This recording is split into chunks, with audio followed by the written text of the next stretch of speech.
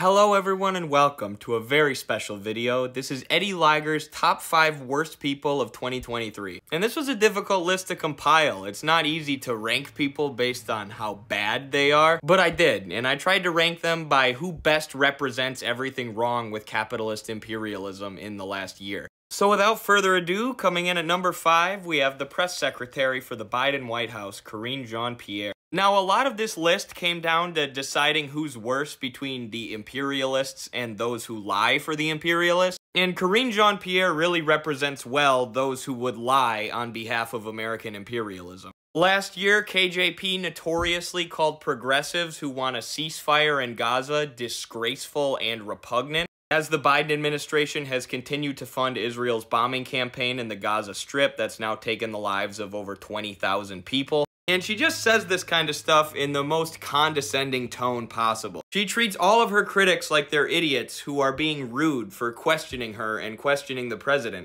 And for those reasons, she comes in at number 5. At number 4, we've got the man himself, G-Side Joe. I couldn't justify putting Karine JeanPierre ahead of Joe Biden, since technically she's just justifying to the press what he's actually doing. Or at least what the US national security state is doing while Joe walks around mumbling. Now, personally, I never believed a word that Joe Biden said on the campaign trail or elsewhere. But there were legitimately a lot of young people who are drowning in student debt that thought Joe Biden was going to help them. But instead, he's increased bombing and sent troops to Somalia, sent billions of dollars towards the war effort in Ukraine, and sponsored Israel's horrific actions in the Gaza Strip. Which is the kind of stuff that he's done his entire career, like when he was a staunch supporter for the war in Iraq. But still, he finds himself on this list just for promising all these young people that he was going to do something for them. Coming in at number 3, we have the architects of the opioid crisis, the Sackler family. That's right, for this one I'm cheating and doing the whole family together. Because that's how I picture them, just one big glob of evil. Now, the Sackler family were, of course, the owners of Purdue Pharma, who spent billions and billions of dollars marketing opioids throughout the early 2000s, and funneling money into medical institutions to ensure that doctors would downplay the risks of opioids when prescribing them to patients. And this has now led to a massive crisis of addiction and overdose death in America, which I wrote about in the Journal of American Socialist Studies, which you can find on MidwesternMarx.com.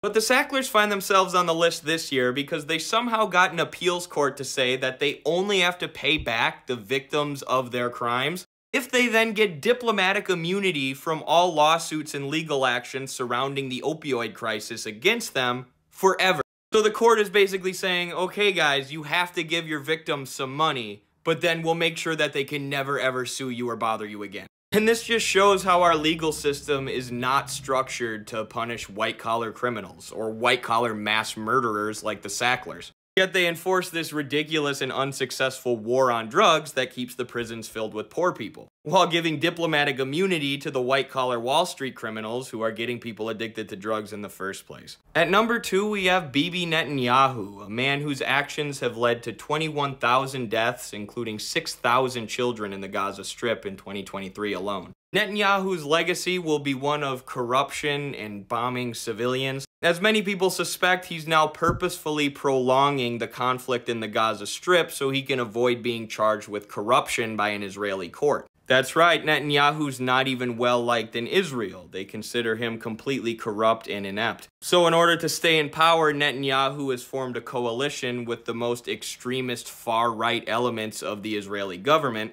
who are now perpetrating the horrific crimes that we're seeing in Gaza. What a legacy Netanyahu's leaving behind.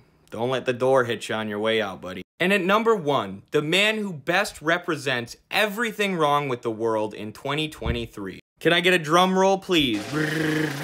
Alan Dershowitz. That's right, the former Harvard professor doesn't have as much power as, say, a Joe Biden or a Bibi Netanyahu. But even more so than them, he represents everything that's rotten at the core of capitalist imperialist society. In 2023, more information was revealed about Alan Dershowitz's relationship with his friend and client Jeffrey Epstein, suggesting that Dershowitz definitely visited Epstein's island multiple times and likely engaged in unspeakable crimes. And he's been one of the staunchest supporters for Israel, absurdly denying that any war crimes have been committed by the Israeli military. And now he's set to defend Israel at the International Court of Justice as South Africa is charging them with genocide. So that's what this guy does. He defends G-side and Epstein. And recently he said on Fox News that you're not allowed to condemn him unless you first condemn Hamas. Man, what a sleazy propagandist and representation of everything wrong with the ruling elites in America in 2023.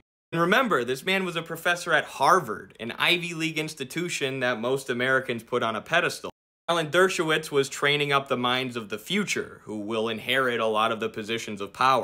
And that right there shows you exactly why our country needs a political and economic revolution in 2024. So thank you all for watching my list. It took me a lot of time to put it together. Who did I miss? Tell me your worst people of 2023 in the comments below. And be sure to hit the follow button so you can see our next top 5 video, the top 5 most psychotic quotes of 2023. All right, peace everyone.